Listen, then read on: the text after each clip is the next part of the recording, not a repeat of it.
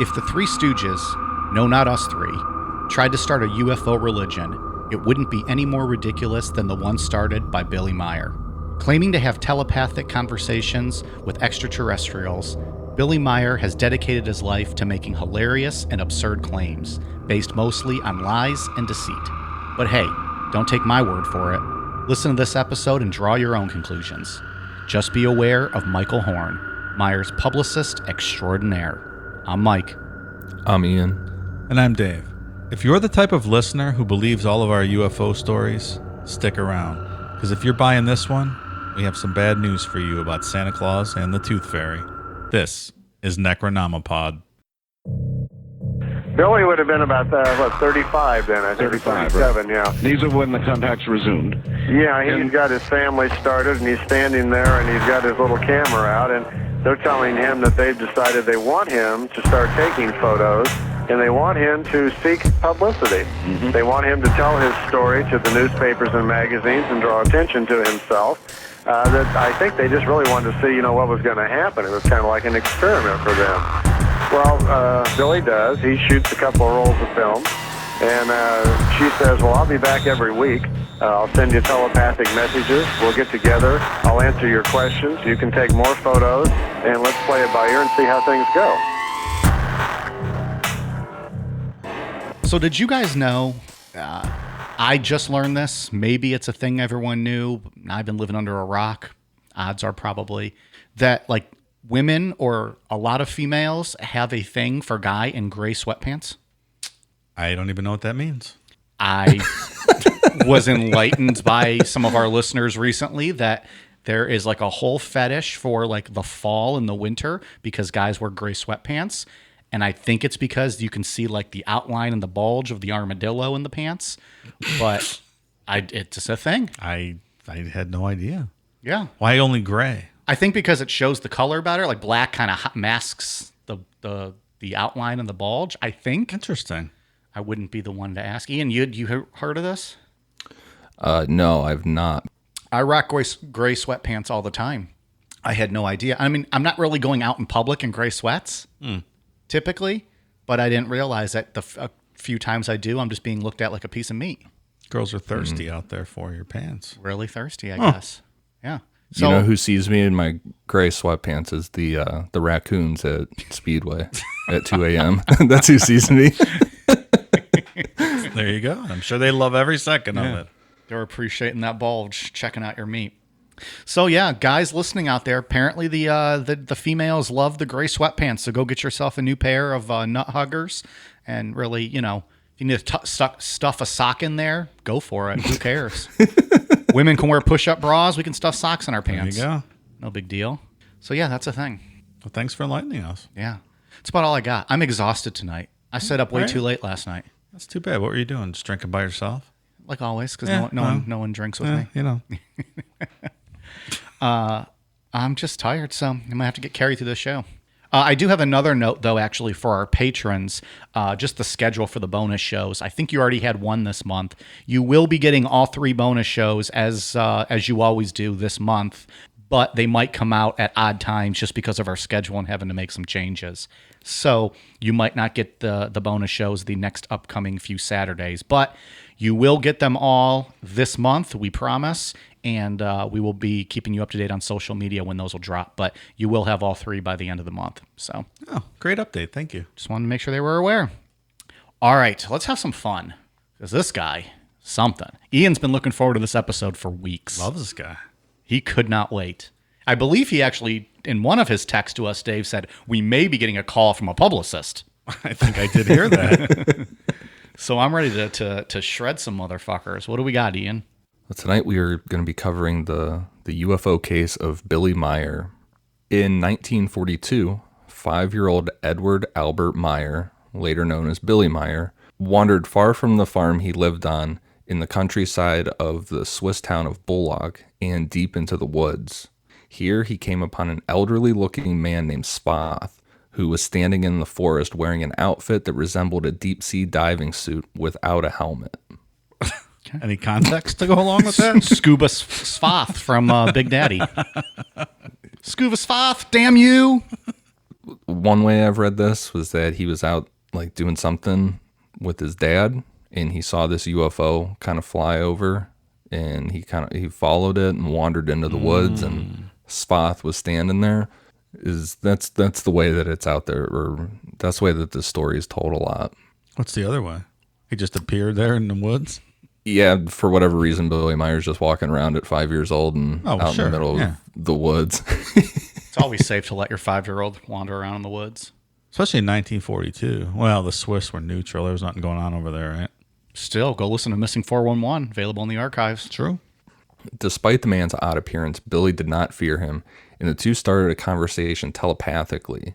This was the first of what Meier claims to have been lifelong interactions with beings from other planets. Aha.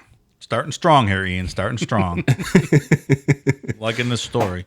Now an icon in the UFO community for his claims and mainly for his photos of UFOs, Meier has gained a loyal following of those who blindly accept his claims that he is the seventh world prophet in the footsteps of Enoch, Elijah, Isaiah, Jeremiah, Jesus, and Muhammad, heralding the coming of world wars, intergalactic discoveries, environmental disasters, and more. What about Nostradamus? He heralded all those things. Not in this story. Not in Billy Meier's reality. All right. While Meier has explained that he was able to speak to extraterrestrials via telepathy, Sfath gave the boy a small translation device that could be clipped onto his clothing as another option. Oh, it would translate. Interesting. Convenient. Right. So I did some research, and I actually got a hold of some tapes that they pulled off of this translation device from way back when. Really? Yeah, I thought we could listen to them and see what we think. I think this is a world premiere. Yeah, I don't think these have ever been released before. Not to the public. All right, here we go. Here's the first clip. Hello, Billy. My name is Sfath. Would you like to see my gigantic alien penis? Oh, that's just right out of the gate there. That's crazy. That's a 5-year-old kid. This guy's 5. That's not appropriate. That's not what I thought Sfath would be saying to him. The next audio we have is going to be Chris Hansen coming in, telling Sfath to have a seat. Why don't you have a seat, Sfath? What do you got in that bag besides the Taco Bell? Some Mike's Hard Lemonades? What's this alien lube? What you need to know is I am not a police officer. I'm Chris Hansen, and I'm with Dateline NBC. And the cameras come out, and Sfath just disappears. Goes back in his wormhole. But then he gets tackled by police still, and he gets brought right back to the ground. All right, here's the next clip I found.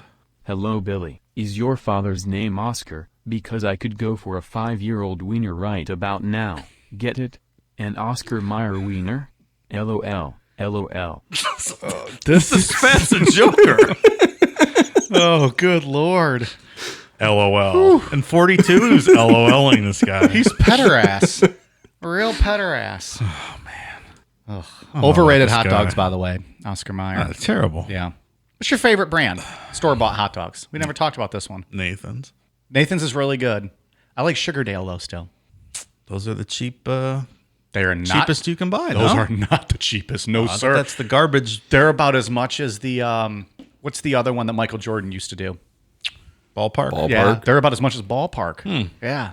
I always thought they were cheaper too, and then I got there the one day and I was like, "Fuck, these are expensive." Really? Nathan's are still. No. I'm sorry, not Nathan's. Hebrew National. Hebrew National's the number 2, yeah. Yeah, that's my favorite.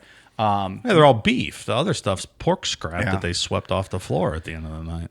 I'm trying to think if I've ever actually bought Nathan's. I've just had them from like the Nathan's, like in like the airport, like the restaurant. But Hebrew National's really good. I like I Sugardale. love Nathan's. I've been to Nathan's in Coney Island. Good? Fantastic. Yeah. What about you, Ian? You got a hot dog brand? Nathan's. Nathan's Oh, as well. yeah, the All right, best. So there it is. You guys like these clips? Should I keep going?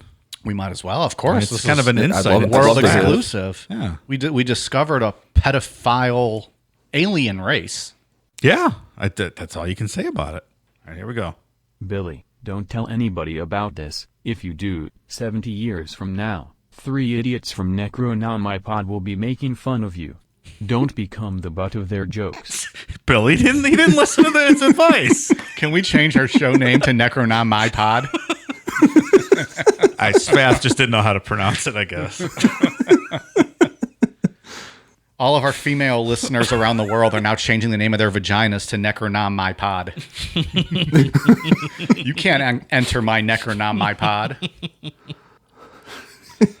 Oh man, Sfath was a prophecy, a prophet for sure. He was right. He knew what would happen. He was right. Nostradamus did not do that. That's true. All right, here's the last clip that they were able to pull off this device. One more.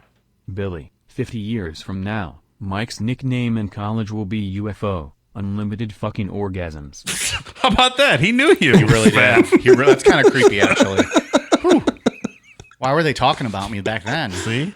An alien in a Swiss forest was talking about your nicknames in 1942. And the unlimited fucking orgasms that females around college campus received. They knew. Woo. So, all right, that's all the research Thank you, I did Dave. this week. You did some digging. Yeah. You had to pull some strings, call in some favors. A lot of heavy lifting this week. All right, but look we exposed a pedophile.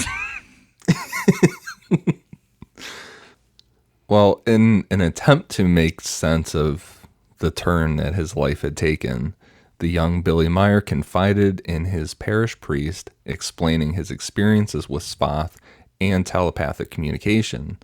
Amazingly, the priest had similar experiences with telepathy and was able to listen and support Billy Meier, reassuring him that he should not be afraid. And this priest told him to keep it a secret from everyone. Oh, priests never give that advice. That seems so out of character. And amazing as it is, I have a clip I was also able to pull. I don't know if it was residual memory off of that device, but there's a clip of the priest telepathically talking to Billy as well. Well, let's go. I'd like to play that for you now. This is a Necronomipod world premiere. World exclusive. Hello, Billy. I would like to nail you like the Roman soldiers nailed Jesus. That's just out of line, Holy Father. cow. Come on. God damn.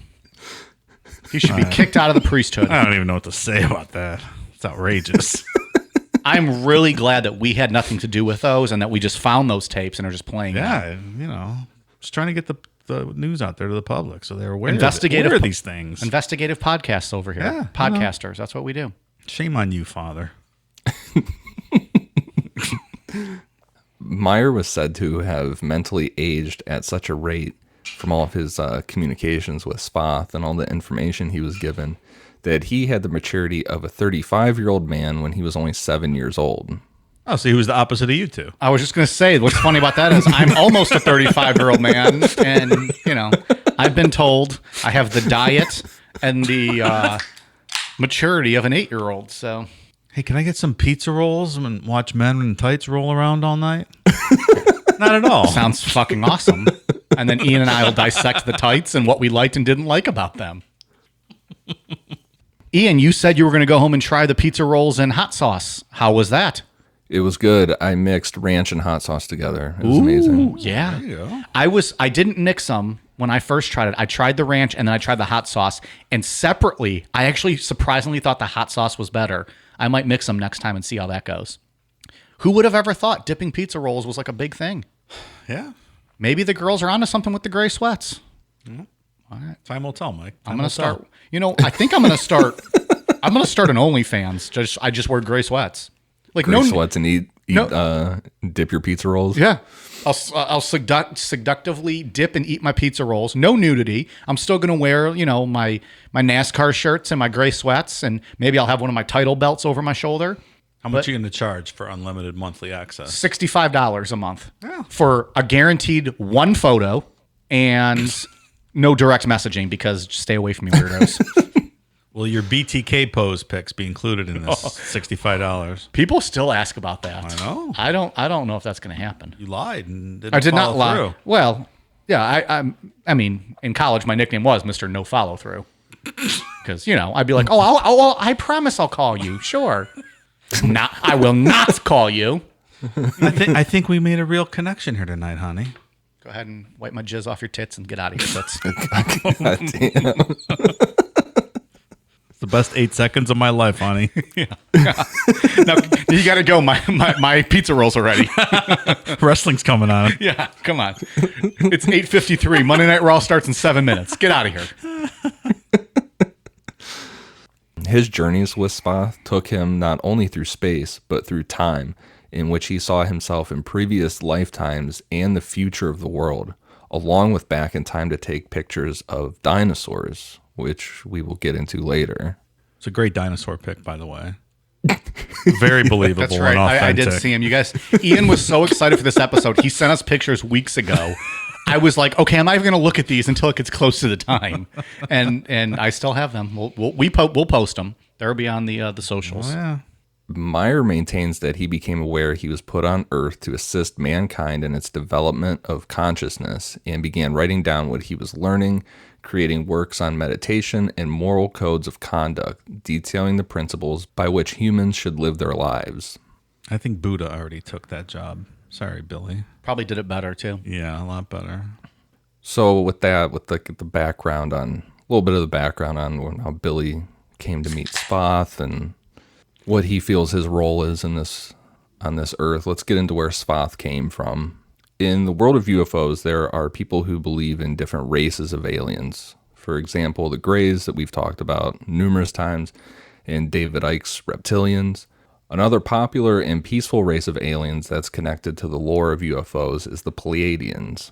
Oh, is that how you pronounce that? I've been wondering all week. Oh, yeah? Well, it's a word with like 27 vowels and 2 consonants. How the fuck do you? How is it, Ian? Pleiadians? Pleiadians. Pleiadians. Cool.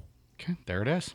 We have Swedish Ian and now extraterrestrial Ian, where he says, I like it. Hilmer and Pleiadians. I can't even say that. Can't one. even imitate that guy. I can't. You're fucking drunk. Meier claims that Sfath is of Pleiadian descent, but that's not their true name. The name Meier was told, and he is very specific that they must be called, is the Pleiarans. Oh, fancy name. Excuse us. This kind of shit happens a lot in the UFO world and stuff like this, where people come up with these claims and they have to get really, really specific and like down to something like that. I feel like that in their mind, it makes that more believable to people. They have to More separate credible. themselves. Yeah. Yeah, I get that. I mean, I it's stupid, but I understand what the point. it's not. Yeah, I get it. It's not that stupid. It's not like a telepathic priest. Also stupid. From page 1 to the end of these notes, it's a lot of stupidity in here. I can read your mind and violate your behind. Start getting... I have that tattooed on my tricep, actually. My one tricep is I can read your mind, and another tricep and violate your mind and your pooper. That goes below my elbow, though. You know what that made me think of when I was reading about how the priest told him that he could also read minds and to keep it a secret? Catholicism? It reminded me. Oh. Oh, we're going to get so many comments. Remember that crazy documentary of that guy that molested that little girl? I feel like there's numerous. Like with No, the the one parents that- and they gave them... Oh, they let her stay. oh, with the hand jobs and Oh, stuff. my goodness. What the Yeah. fuck was that called? We got to find. Hold on. And that guy was like making up all the alien stuff. Oh, Like, yeah. man, these people that are like molesters will just make leaps and bounds to get kids to believe whatever bullshit they're saying, man. Abducted in plain sight. Yes. Literally typed in hand job documentary Netflix. Abducted in plain sight. I'll be honest, the first time I didn't have Netflix, I just typed in hand job documentary. Got a lot of porno sites that popped up. Abducted in plain sight was the most angry I've ever been watching a It's documentary. absolutely bizarro world. Because of just the ridiculousness and stupidity of those people. Not fun fact, but fun fact: the dad is now deceased. The end. He hand jobbed people to death. Oh, my God.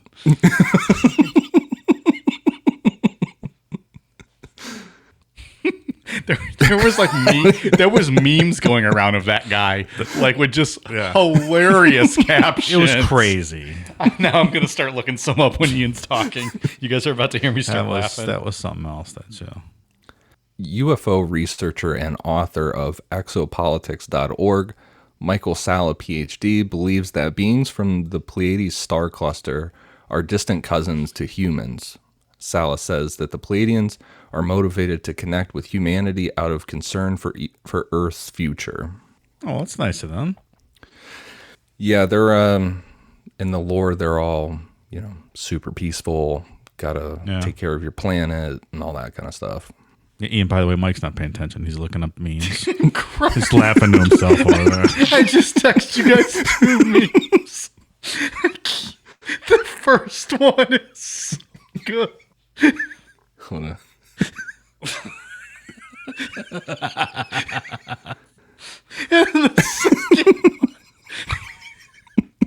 Oh my God, that's terrible.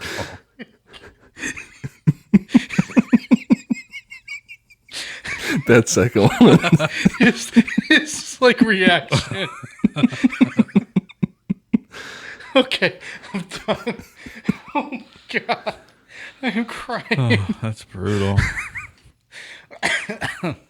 Cherokee legends teach that Native Americans originated long ago in the Pleiades and say that indigenous people are on Earth as, quote, star seeds with a mission of bringing light and knowledge.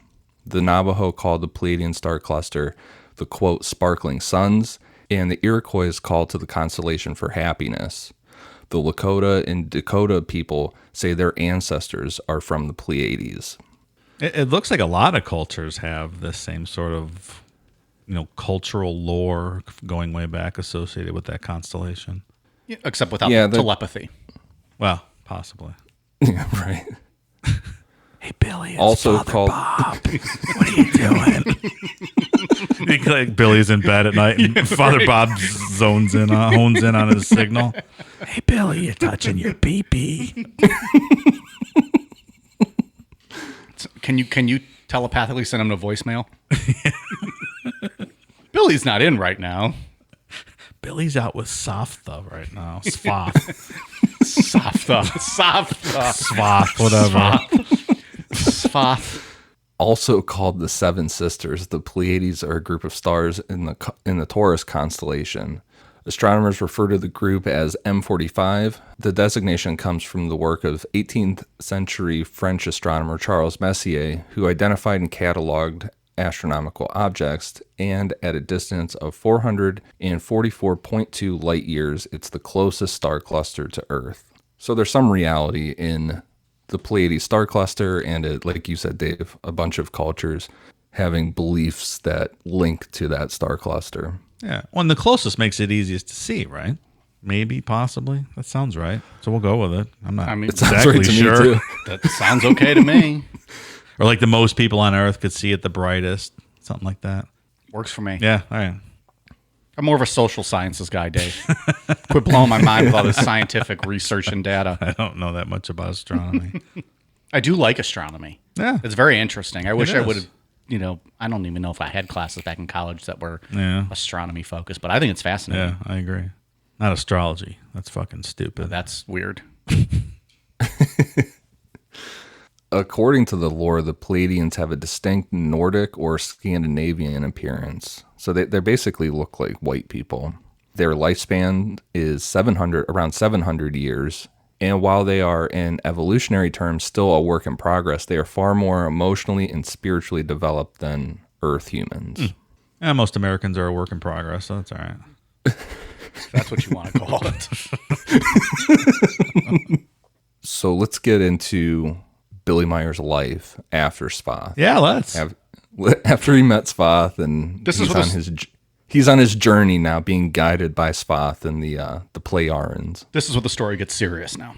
No more jokes from here on out. In 1951, at the age of 14, Billy Meier was arrested and convicted for assault and sent to a youth prison. Also in 1951, after being released from youth prison, Billy Meier claims to have sent a letter to 3,000 heads of state throughout the world concerning contact with extraterrestrials. It's a lot of heads of state. Yeah, 14 years old. There's only 195 countries in the world. Who are these 3,000 people? Just curious. Who are you to ask those questions, Dave? Like we said earlier, Meier's relationship with Sfath lasted only 11 years, with Sfath reaching the end of his 700-year lifespan in 1953. Sfath was replaced by a young female Pleiaran named Asket to continue guiding Meier on his path of enlightenment. Also in 1953, he was arrested a second time, convicted, and sent to a youth prison.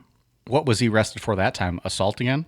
There's no records of any of this. This is just what he says happened in his life.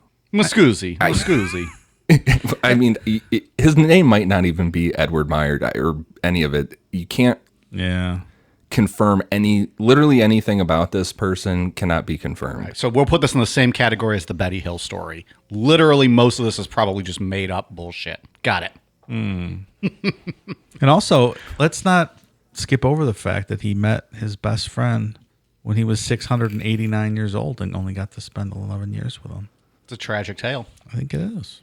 It's also strange that once he hit puberty, Sfath went away and an attractive woman named Asket came into the picture. That's weird. It's true.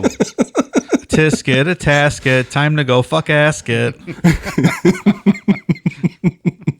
Asket. And by fuck Asket, we mean fuck his hand while thinking about some female extraterrestrial. Hey, Billy, this is Father Bob. What are you doing there? Just as he's jerking off to UFO porn, Father Bob fucking pops in, comes in like bloop. God is crying, Billy. God is crying. Shortly after he was arrested for a second time, he escaped from that youth prison and joined the French Foreign Legion. Busted the fuck out like he's, on Shawshank Redemption over here. They had cool hats. Andy Dufresne. Andy Dufresne. One of the best scenes ever when he gets out of there. That whole movie is one of the best scenes ever. It's a damn good movie. Andy Dufresne crawled through 300 yards of the most foul-smelling shit. Something like that. And came out clean at the other end. Yeah. But Morgan Freeman could make anything sound That's awesome. True. After 2 years, Meier deserted from the French Foreign Legion and returned to Switzerland for prosecution. He was then institutionalized for 2 years. You know, I've been singing Suicidal Tendencies all week since I read this. Institutionalized. I'm not crazy. Institution. You're the one that's crazy. Great song. Is that a country song, Dave? No, Mike, okay. it's not. Okay. Wasn't sure. Didn't know if that was on Garth Brooks' new album or something. I said it's a great song, hence it's not a country song. Oh, okay. Gotcha. In 1958, Meier claims to have sent another letter to world governments entitled, quote, warning to all the governments of Europe with warnings of impending catastrophes headed for humanity. And maybe 20 years too late, pal. 2 years later, in 1960, Meier traveled to the Middle East to work as a day laborer. That sounds horrific. It doesn't sound fun. No. That's the last thing I will ever do is travel to the Middle East to be a day laborer. I'd imagine it's quite hot. Very hot, yes. While working in the Middle East, he met a priest in 1963 named Issa Rashid. And together, these two would share philosophical ideas on religion as well as the information passed on from Asket. Meier and Issa Rashid started grave robbing of what Meier claims was the tomb of Jemanuel, a.k.a. Jesus Christ. Love his work. And found the lost scrolls of Jemanuel. Now, this is a really interesting story. So supposedly, Billy Meier and Issa Rashid were working, doing whatever the labor work that they were doing in whatever part of the Middle East they were doing. It's never specified actually where at this happened. Yeah. Came across a hole that somehow everybody else had missed this hole for 2,000 years. And they started digging in this hole and they found these lost scrolls of Jemanuel. Jemanuel is, I guess, Jesus Christ. If you believe what Billy says in the scrolls, Jesus was chosen by the Pleiadians, we'll call them the Pleiadians for the sake of this, as the prophet for the time. And these scrolls were written by Judas Iscariot, is who wrote these scrolls. And it wasn't actually Judas Iscariot that betrayed Jesus in these scrolls. It was actually a guy named Judah Iscariot.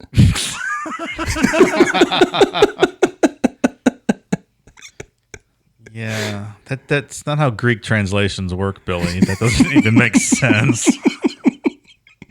That's so stupid. I swear to God, if you read his thing about the lost scrolls of Jemanuel, it says Judah Iscariot was the real person. It's the wrong guy. You got the wrong guy. I didn't do it. I love Jesus. I want Judas Iscariot t-shirts. This is a fantastic story. Yeah, and his scrolls, it claims that like a UFO came down, and it says that Emmanuel, Jesus Christ, whatever, went into this UFO and they took him away for 40 days and 40 nights, and he went and saw the universe and all kind of stuff.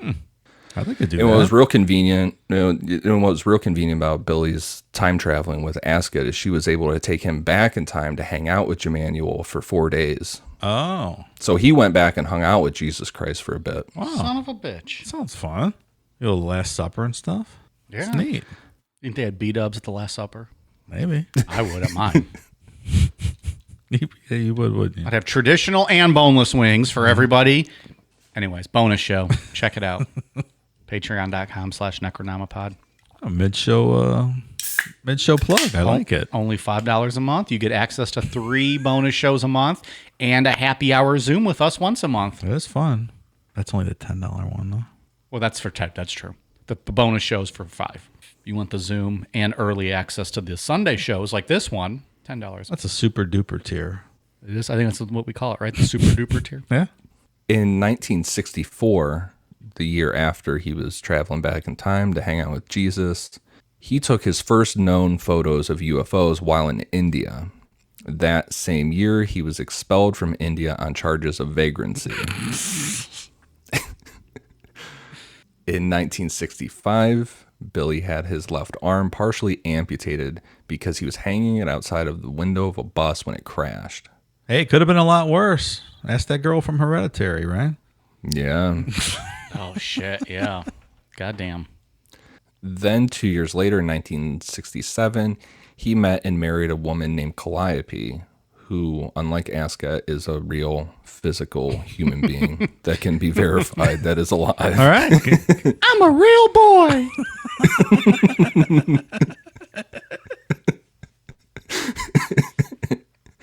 And then for the next 10 years, everything's kind of quiet for Billy Meier. Well, he lost his arm. He You can't would jerk off to assume- alien porn anymore. Yeah, you assume getting married and having some kids, he didn't have time to make up any more UFO stories.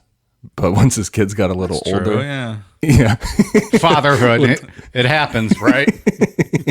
Hey, Billy, it's Father Bob. Use your left hand. It's like a stranger's doing it.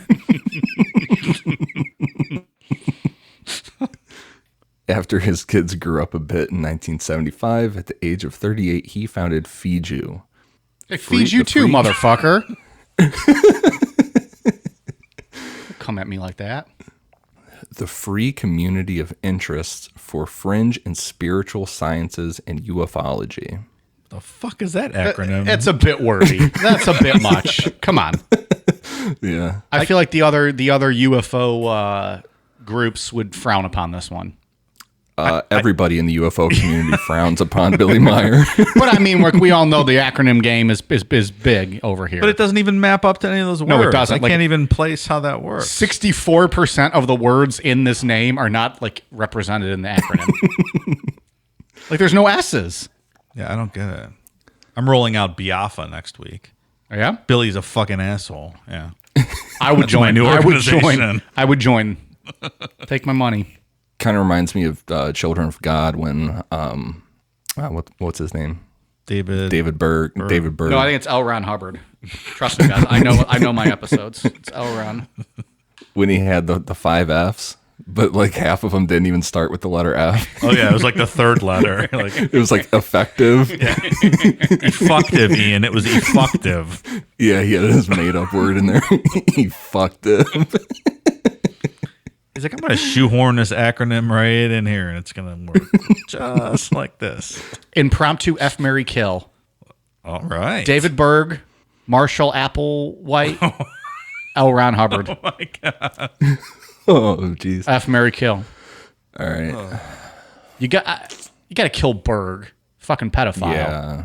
Yeah, Berg dies for sure. Then I think you bang Marshall and you marry L. Ron because then you're fucking rich. He's the admiral. At least you got the boat and stuff, right? Yeah. And Scientology owns the fucking world. It's true. I agree with that. You agree? That order, yeah. What do you think, Ian? Yeah. We just Yeah, went I 3 agree. for 3. Wow. Yeah. Look at us. No, wait a minute. Or do you kill Marshall? Or do you marry Marshall? Because he's going to off himself the next day anyway, and then you're done with him. Yeah, but I want to be rich. Yeah, he didn't have any cash. Yeah. Yeah, good point. Okay. We all agree. Got to look at Elron every day, though. That's true. I mean, he is the ugliest. Well, David Berg wasn't nothing much to look at. Neither was Marshall Applewhite. Yeah. That fucking guy he didn't blink. Yeah, that's true. He's creepy. That video is so creepy. It's a little crazy. All right. Back on track. So FIJU is Billy Meier's organization dedicated to the teachings of his alleged extraterrestrial contacts from the Pleiaren. Some people have described FIJU as a cult. I'm not sure if FIJU technically fits into the description of a cult, but it certainly has the elements of an organized religious institution to it. Membership into FIJU is a two-step process. First, you need to be a, quote, passive member for at least 2 years. Passive membership requires subscription to quarterly newsletters for $98, an annual membership fee of $39, a one-time application fee of $39, a mandatory annual contribution of 7% of one's monthly salary. It's cheaper than an engagement ring, right? That 2 months salary bullshit. Yeah. After Michael Scott, what is it? 2 years salary? Pam sees the ring. She's like, holy shit. Obligation to work 3 full days annually at the FIJU Center in Switzerland. For each workday not performed at the center, a further contribution of $91 per non-working day. And you must attend at least one annual passive group general assembly at FIJU in Switzerland. Well, yeah, we don't want any slugs in FIJU. You got to put in the time and pull your fair share. I get it, Billy. I get it. It's fair. Yeah. So if you wanted to join, your ass is going out to Switzerland to go do whatever he tells you to do for a couple days, or you got to pay him more money if you can't make it out there. What do you get with this membership? Just the prestige of being able to say you're a member? You're getting the enlightenment from the Pleiarens. All right, well, it's a small price to pay. You learn from him. For the full membership, a minimum fee of $326, a registration ID for $39, and a subscription to his quarterly magazine for $266. Seems reasonable. Quarterly magazine, $266? You're getting the enlightenment. 4 magazines, $266. Right from the aliens right to you, though.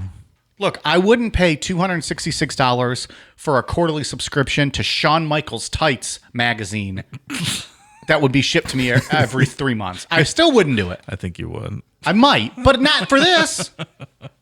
So how many goofballs were in this organization? Any idea? Is he making a living off of this? You don't know, right? If I had to ballpark it, yeah. I mean, if I had to ballpark it, I'd maybe say like 50 to 100 people. I don't know. I mean, he has people that believe his bullshit. Dave, I know you probably don't understand or get this. There are some stupid people in the world. I had never noticed that. I don't know, but I mean, if just look around, pay attention. There's some stupid motherfuckers. Boy, there really are. And now we're all just sad. The big problem with Billy Meier is that how he hooked people into stuff is a lot of this stuff happened in the 70s. You know, he really established this shit in the 70s and early 80s.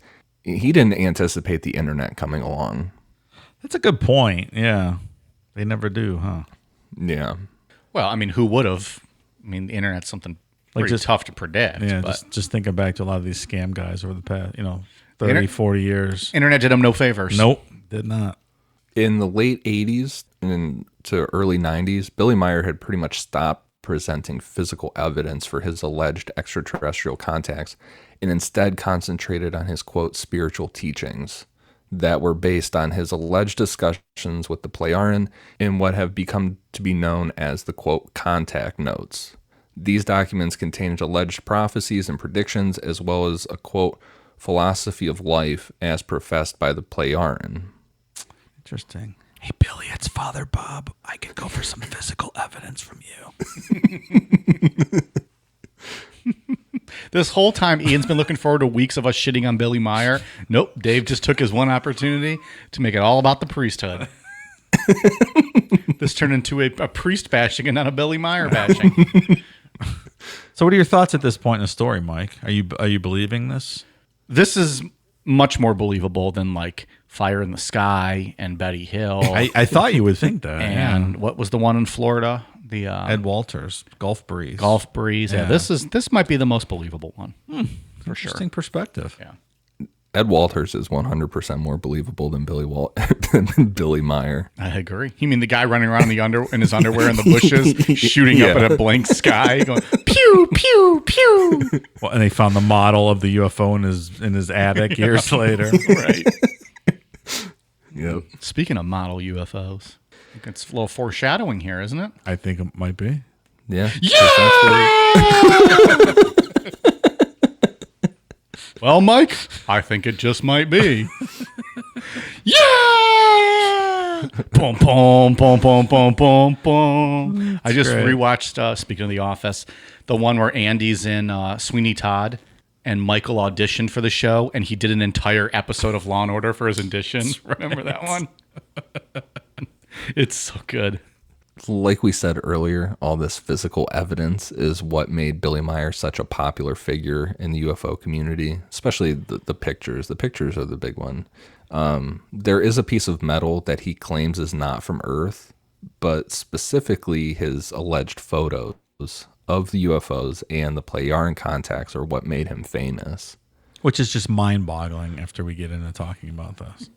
Yeah, like I said, he didn't think the internet was going to come along and just rain on his fucking parade. Cut his balls off like they cut his arm off earlier. Nope, no more for you.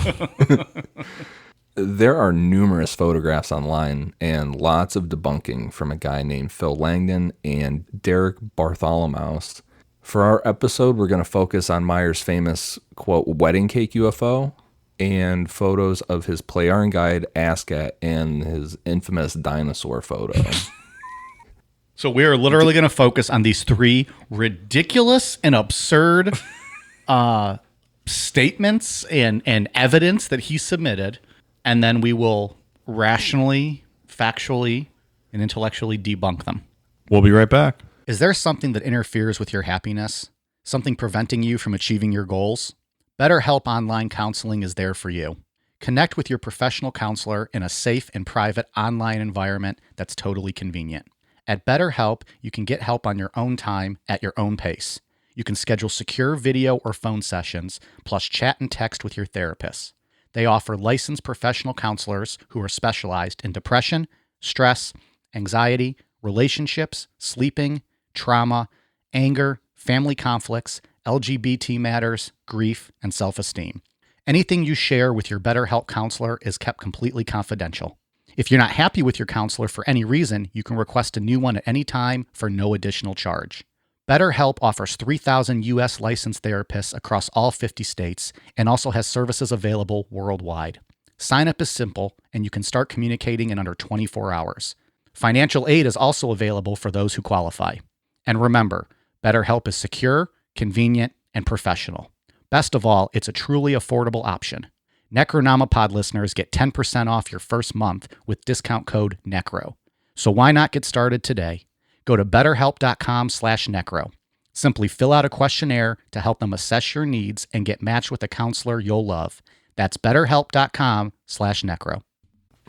So for the next three bits of evidence that we're going to discuss here, the wedding cake UFO, the picture of Ascat, and the dinosaur photo. We're going to post those this week on the social media, so keep a lookout for those. You guys will have reference to what we're talking about.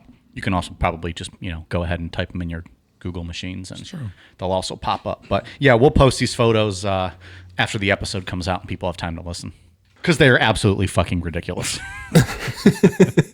You don't believe that's a real dinosaur? I mean, I believe it's a photo of someone made of a dinosaur. Just as good. I got to go back and look at these now. So the wedding cake UFO. Billy Meier and his supporters claim that this is a craft that must be a minimum of 11 feet in diameter. However, research conducted by Derek Bartholomew and other individuals have been able to identify several of the components used in the creation of this UFO, which indicate that this is not a large-scale craft, but it's actually a small-scale model. No, stop it. Now, these UFOs are what made him, the UFOs are initially what made him famous. And, it's funny, his supporters will claim, because we're going to get into here a little bit about how a lot of these were like hung by some type of a device, like they were just hanging there, like on a piece of wire or something. Yeah. And his supporters will say that he couldn't have hung it and taken the picture at the same time because he only has one arm. Like he can't tie it to something. My God. Whew. He's only got one damn arm. How you expecting to hang something and take the photo? It ain't right. The base of the wedding cake UFO is very distinctive.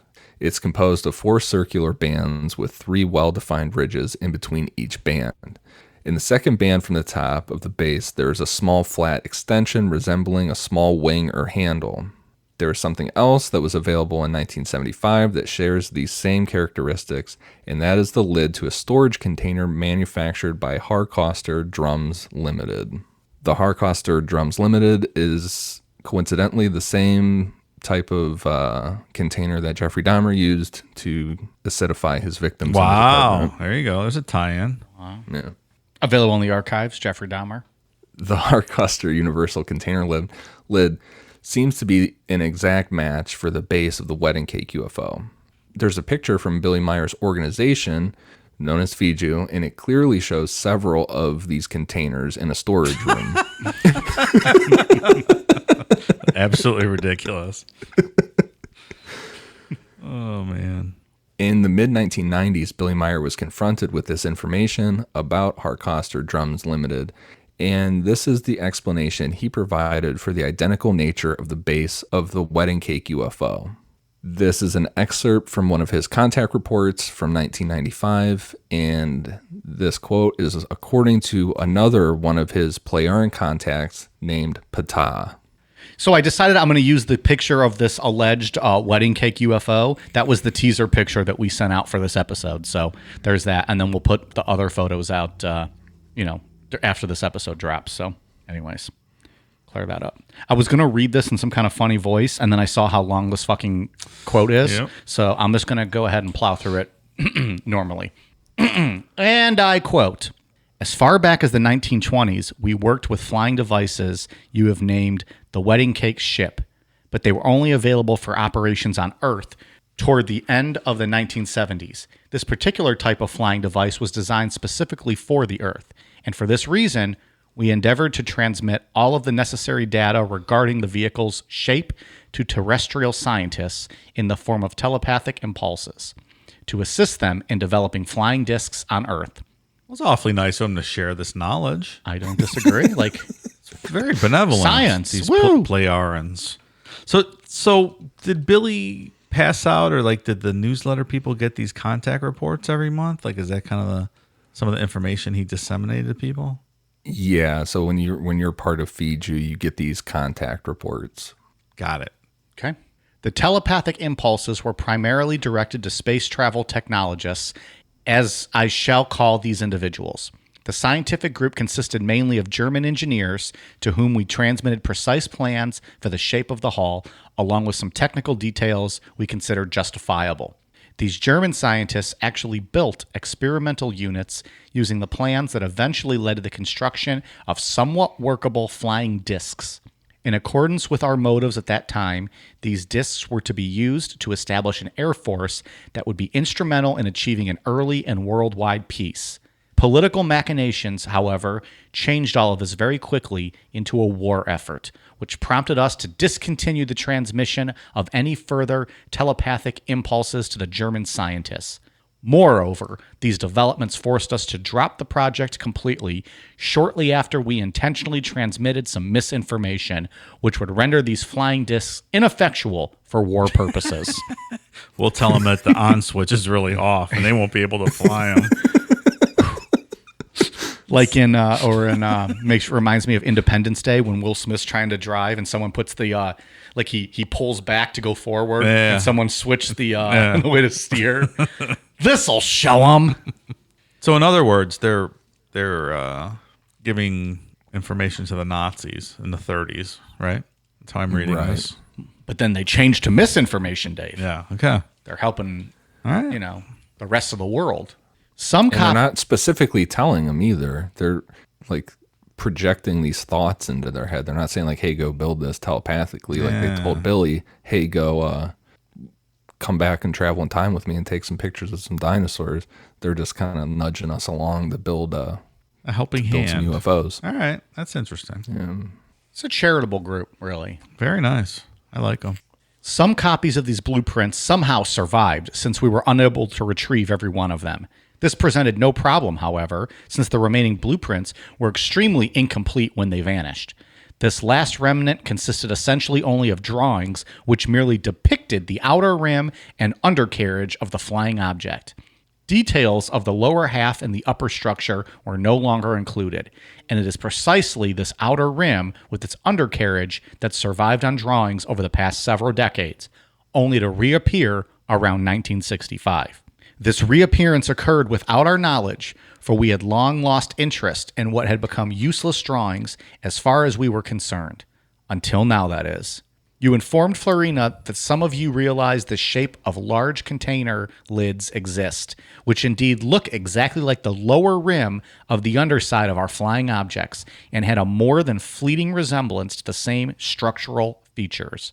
And since you yourself provided one of these covers to clarify the fact, it was very simple for us to compare the receptacle cover with construction details of the flying object. We, too, noticed the stunning similarity and began focusing our attention on this matter. Hello? Is anyone still awake out there? Hello? The mental gymnastics. Holy moly. We thoroughly investigated the entire situation and discovered that the old, newly reemerged drawings were used for the design and production of these receptacle covers. The covers were completely different from anything the designers had previously produced. Normally, they design lids with simple lines and never with shapes that could be called futuristic and complicated. This, then, is how the shape of the container covers came about, which, as I mentioned earlier, strikingly resembled the lower rim section and undercarriage on our flying devices. So maybe the German scientists sold this secret knowledge to the lid factory. The lid people. And then they're like, oh, this is so much better than the lids we've previously made. All right. I'm buying it. That makes sense. Yeah, I mean, so in short, Billy is claiming that the reason for the identical nature of the lids to the base of the wedding cake UFO is that the engineers at Harcoster found old blueprints for UFOs provided by the Plejarians telepathically to pre-World War II German engineers. That adds up to me. That adds up. I mean, that's Santa Bill damning evidence. Like that makes sense to me. It's all there. I agree. The wedding cake gets even better. Before the potential size of the wedding cake UFO was determined, it was difficult to determine what the size of the spheres were, which made it difficult to determine what they actually were. Because it's a really unique looking UFO. I mean, it's pretty cool. I guess. Sure. It's got all these silver balls around it and stuff, spheres. Once it was discovered what the base of the UFO was, it was pretty easy for researchers to figure it out. Based on the dimensions of the lid, the spheres would be approximately 1.5 inch in diameter. There are common silver metallic spheres that come in 1.25 and 1.5 inch diameter sizes, and these are Christmas ornaments. Goddamn, pal. It's not even trying. I mean, come on. You're not even trying, Billy. You're not even trying.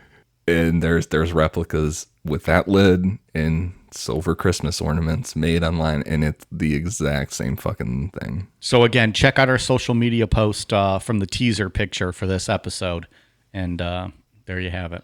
Honestly, we should do this anonymously. Come up with our own UFO picture. I think it'd be awesome. See who would believe it. Yeah.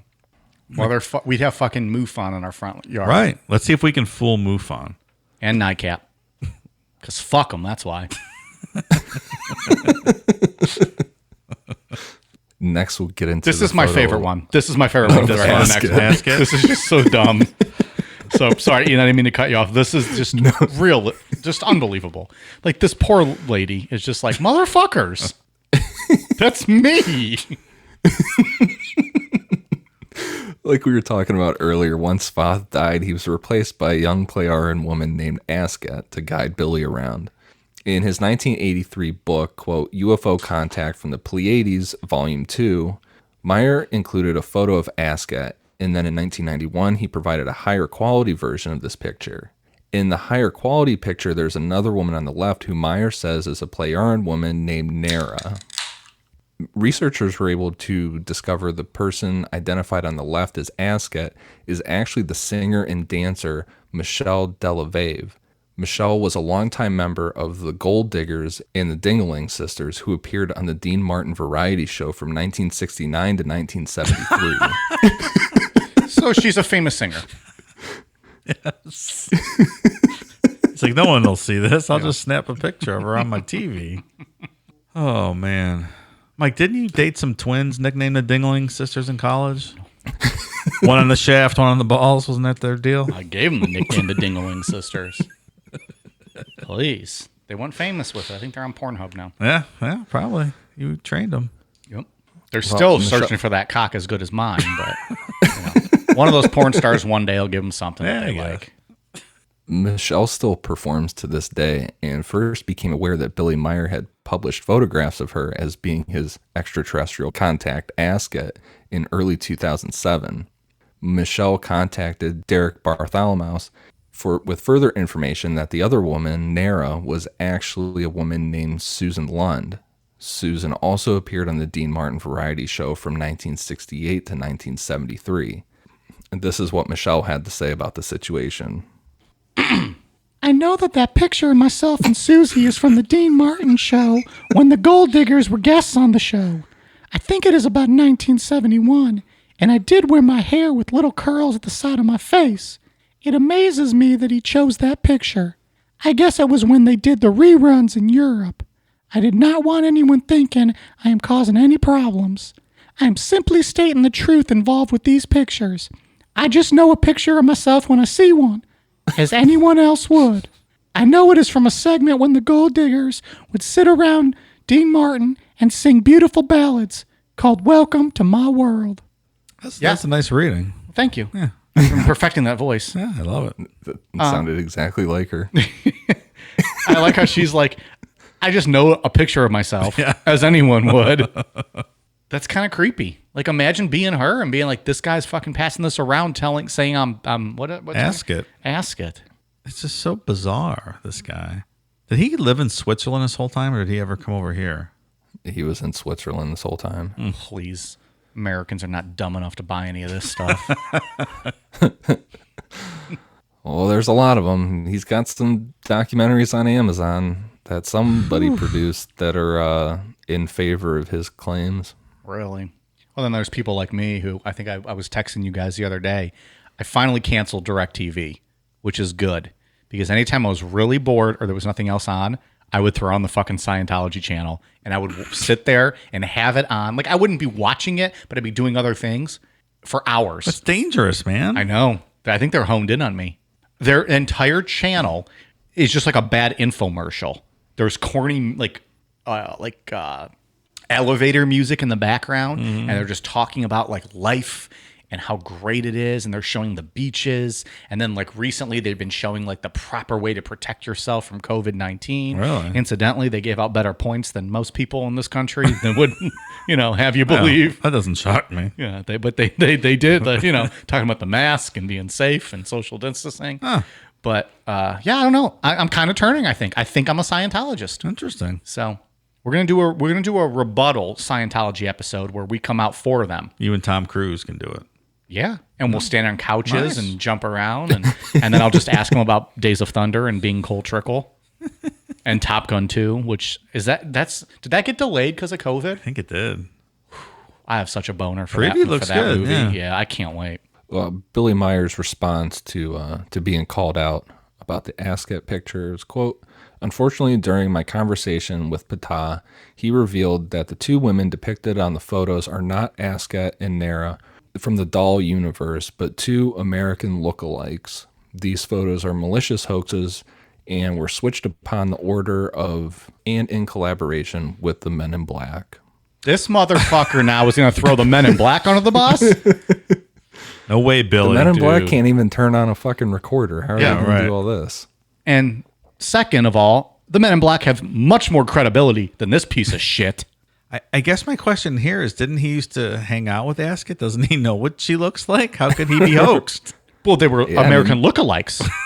They were lookalikes. So they look just like her? He saw them on the TV, and or well, Well, when did he snap the photo? Like when he was with her? Is that what he claimed? I thought so, but he represented the picture was real for quite a long time. And I mean, since he hung out with Asket all the time, as soon as he saw this picture, published, I believe he could tell the difference. The logical questions we are asking to these illogical answers and responses are dangerously close to press conferences I see on TV every day. So we're going to move on. And the last one, the dinosaur photo. That's my favorite. This is your favorite? I love this. This is great. Each one gets more Fantastic. absurd. I like the lady photo one because there was actually a chick like, motherfucker, that's me. Like, goddamn. Like we were saying earlier, Billy Meier claims to have traveled on board one of the Pleiaren beam ships. Now, that's the other thing. He doesn't call them UFOs. They're beam ships for Billy, Edward, Albert Meier ships. Oh, really? Beam ships.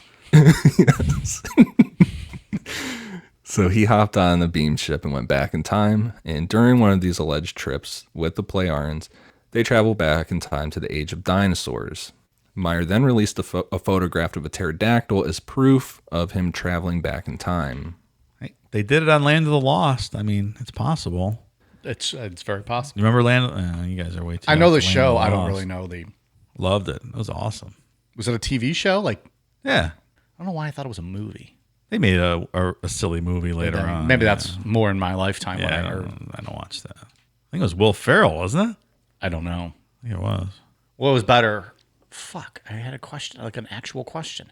I don't know. Yep, gone. Alcohol brain. Happens. Oh, that was Land. What was better show, Land of the Lost or Lost? I never watched Lost. Land I of the never Lost. watched Land of the Lost. Did you? How did you like Lost, Ian? Yeah, I liked it up until like the very end. Who had a better Didn't love ending, the Game of ending. Thrones or Lost? Game of Thrones. Okay. Send your hate messages to Ian at necronomapod.com. I don't think that's a real email address, I is don't it? think those are turned on. No. Yeah, no, it's not on. So you can send them. We ain't gonna- Go ahead and send them. I was just trying to have people direct their hate to you for once. Well, this dinosaur photo is actually a low-resolution retake of an illustration by Zendek Burian and was published in 1972 in the book Life Before Man. But this book was first published in Prague, and it's possible that Billy Meier thought it would be an obscure enough book that no one would ever notice. However, it was picked up by the British publishing company of Thames and Hudson and was then published throughout the world. Unbelievable. This Joker. It's the fucking cover of this book. It's ridiculous. In July 2005, Billy Meier released a Fiju special bulletin in which he makes a claim that this photograph was a forgery done by the Men in Black, and that his extraterrestrial contact Quetzal had destroyed all of the original photographic materials in response to the Men in Black's actions. Oh, well, that makes sense. This guy loves putting blame on the Men in Black. Every time he gets caught, it's a forgery. Oh, that's a forgery. Yeah, it's the Men in Black. They change things. Quit fucking with me. Going back to the metal that we brought up a little bit ago, because that's another big thing that he has, is he claims to have this metal that is not from Earth. He has published some analysis of this metal in his contact reports, and it's extremely confusing with lots of big words, pretty much in hopes that people will just go along with whatever he says. It sounds real smart. So credible. Of course they will. Without going into a ton of science, it's all complete bullshit. And if anybody wants to read that, they can head over to BillyMeierUFOcase.com, which shout out to Angie for finding that for me. That site is amazing for the debunking material. It is Nice. that Derek Bartholomew guy has put a lot of time into just shitting on Billy Meier, man. This is life's There's work. so much applaud debunking. I applaud that guy. Whoa. We crack a beer to him. Yeah. I'm not going to try to say his name because that last name's brutal, but thank you to him. Yeah, so if anybody's interested in any more of that metal information, there's a whole section of that website devoted to debunking the metal. To combat all this debunking, Billy Meier hired a publicist named Michael Horn. As the publicist for the case, he runs the website theyfly.com. He uses this website to publish many articles in support of the case. In August of 2008, he admitted to intentionally posting false and misleading articles in order to deceive the public about the claims of Billy Meier. Okay. Which is So that's a about. little strange. It's like running like a disinfo campaign there. Yeah. Michael Horn, he goes after, he's been on Coast to Coast a bunch of times. He's been on podcasts. He's always up for arguing with people and going against their, them debunking Billy Meier, or saying anything negative about him. He has the tendency to engage in a series of logical fallacies whenever debating anyone who asks a critical question regarding the case. For example, Michael has said, quote, "My protocol is to reach out to the skeptics a few times if necessary, challenge them, and then engage in the debate. I consider no response to be an admission of failure and defeat." So when you ignore his email because you don't want to talk to a loony fucking tune, then he goes, "Oh, I've won this one. They admit defeat." Yeah, right. No, motherfucker. You're just not even worth the time of day, you piece of shit. You can't. The toilet paper we use to wipe our asses has more value than you. Wow, Mike has spoken. So, You can't debate with people like that. no. Because they think they win no matter what they say. Right. Also, I wish this guy would have called in the Coast to Coast when Art Bell was still around. Because that would have been fun. Oh, Art does. There's some old Billy Meier art. Oh, episodes. does he go there back? you go. I thought he hired Billy Meier like in recent years. So after Michael Art Bell Horn- had passed. I don't. Or like was done. When think did Art if Bell I'm- pass? 10 years ago? 2013. 7 years ago? Yeah, that sounds right. Okay. So it wasn't. So I guess there might have been some crossover then. I was just thinking they missed each other. I don't know if Michael Horn has ever been on with Art. Art has three. There's 3 episodes that cover Billy Meier. I think the first one's from like 1995. It's the first one's a very pro Billy Meier episode. Like it's not What? Art's not buying into it, but The Callers. the guest he has on is very pro Billy Meier. Like Gotcha. putting out the story. Meanwhile, Art's just smoking his Pall Malls. Right. Like Ian vaping. That's what it sounds like. Ooh, people don't love that. People don't love that. Yep, As that's he it. rips a big one. I hope he leaves that in. Leave it in. Fuck him. Why? Why do you treat the listeners like this? That hurt my throat trying to be an asshole. God damn it. That's what you get, pal. You'd be like fucking Art Bell and die of cancer in like a couple of years, and then what the fuck do we do from there? Michael Horn also repeatedly claims to have won the independent investigation group's $50,000 paranormal challenge. This is just simply not true. The paranormal challenge is available to any individual that can prove in a controlled setting that they have abilities that are outside the norm. The challenge began in 2002 with a $5,000 award and is currently at $50,000. At no time in the history of the challenge has Michael Horn, or specifically Billy Meier, ever submitted an application for the challenge. Well, okay. Bunch of liars and thieves here, man. Yeah. Oh, I feel like we're gonna have a bonus show of like a call-in with Michael Horn. He wants to debate us. It's a lot to take, this guy. I would gladly debate Michael Horn. There it is. Challenge thrown down. I also saw, I read And with that, Michael Scott sealed his fate in a good way.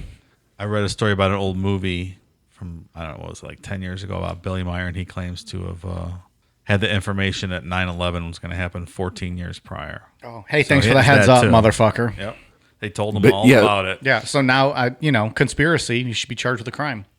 Well, yeah, that's the thing about all of his, because he makes all those he has all those prophecies and all that Yeah. stuff that's going to happen in the future. But the Pleiadians told him that he can't, even though he has that information, he can't release it to the public until after it happens, because then people will live in worry. Oh, How convenient. So it's too bad. he knew it was going to happen. He just couldn't say anything until it Yes. actually happened. It's quite a conundrum he got himself into. So Billy Meier still alive, Yes. still making predictions. Still running or, like, Fiju. Still running feed you. Okay. From what I saw online on that Derek Bartholomew's website, is that Billy's son is going to take it over whenever Billy dies, is the plan. All right. Let's just And hope it doesn't ASCAT go by the and- wayside because it's a great organization.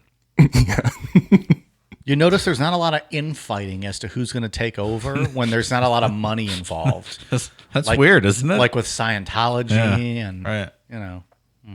I mean, the guy's what, 83 years old? So he's up there. But he might live to be 700 like his, That's true. he might have Like just Sfath? gained that. It's a good story, Ian. That's Billy Meier. This was a fun one. I hope people weren't looking for a serious episode today because, god damn, we took some pisses. That's funny. All right, Ian, you got any final thoughts on Billy Meier? I know you've been looking forward to roasting this guy for a while. Yeah, I mean, it's a funny story. It's funny to go through all his bullshit. But we've talked about these kind of people before. He's the problem with the UFO stuff. He ruins the fun for everybody because he just makes it into a big laughing joke. And That's true. Like for someone, for people who, well, even like you, Ian, that take this community seriously and really get into this stuff, and then people mock you, and then someone like this comes around, and you're like, motherfucker, you just set us back like 50 years. Yeah, because people will point to this guy, and Right. you can't defend that. And exactly. Yeah. yeah, I don't love it. The late great Stanton Friedman was not a fan of Billy Meier at all. And if Stanton Friedman's not a fan, Ian's not a fan. That is it. correct. That's it. Motherfuckers. All right, Dave, you got any final thoughts on this one? You want to get any last punches in on priests, Catholicism, religion, God, Just, good, decent human beings everywhere? I would say this is quite preposterous, this whole story. But I will add. I wasn't asking if you guys believe in this shit because we all know where we stand on this. I will add there's probably 1,000 televangelists on TV right now in this country doing the same thing, and people are sending them money. So Have you seen the ones that they can blow away the COVID-19? I can't. People are writing Blow them that shit checks all though, over man. you. Yeah, right. You literally just blew COVID-19 on like 50 people in the front row. All right, yeah, I'm with you guys. This was fun to talk about. It's a good, crazy, weird story. I hope people were just looking for like a drunk shit show tonight. Nobody 'cause got that's killed. about what it was. Nobody It was died. nice. Nobody died. Nobody got abducted. Except no one for got Sfath. probed. Sfath died. He passed away after 700 years. Long time. The only thing we lost tonight was half an arm in the amputation. Yeah, Billy lost an arm. Yeah. There was no actual pedophilia that we are Right. aware of. There was no deaths. There was no murder, no rape, no goriness, no abductions. This was like the most wholesome episode we've ever done. I Pretty think. good. I did think of one final question though. Why didn't the aliens give Billy a heads up to put his arm back in the car? Yeah! Boom, boom, boom, boom, boom, boom, boom. Just I know I'm curious. mixing two shows. That's still. all right. It works. Like if they give him all this prophecies, pull your arm in the car in this day and time, pal. Yeah. ASCAT dropped the ball on that one. Yeah, right. Unless he's probably blowing him in the back seat. Okay. All right, we got some Patreon shout outs. Got a bunch of new patrons. I think I say that every week, but proud of it. Thank you very much to new patrons Jessica Thompson, Joanna Fulton, Michael Sherman, Casey, Fatal Grace, Austin Hicks, Maria Childers, Lachlan Rusin, Emily Miller, Mace, Vanessa Valdivia, Joshua Kirkpatrick, Abby Cole, Summer Wittenberg Gribble, John OTX87, Michael Glass, and Mike's Man Bun. Thank you guys very much. If you are interested, we are at patreon.com/Necronomipod. And then again, just a reminder to the patrons, I know we did the news show last week. We owe you 2 more bonus shows this month. You will get them, but they're probably going to come out later this month and at odd times. So just keep a lookout, but you will get your three bonus shows this month. And I think they're going to be pretty damn good. So thank you guys very much. Patreon.com/Necronomipod. Ian, what do you got for us? For iTunes, I have one for Pink Pelican 5000, Sash 7809, Running Crime Junkie, and one for Viking Rogue. Thank you for the awesome reviews. Perfect. Dave, you got anything else for Nothing. us? Nothing at all. Nothing. He's done. That's it. Hashtag over it. We are at Twitter, Facebook, Instagram, YouTube, at Necronomipod. Give us a follow. Give us a shout out. Just say what's up, whatever you guys want to do. We appreciate you guys listening each and every week. Thank you for getting us over 1 million downloads, over 100 episodes. Who the fuck would have thought that just 3 drunks sitting in a basement would make it this far? So we really appreciate you guys listening. Thank you so much for giving us a reason to get drunk every week. Appreciate it. Absolutely. All right, you guys ready for a cool down beer? Cheers.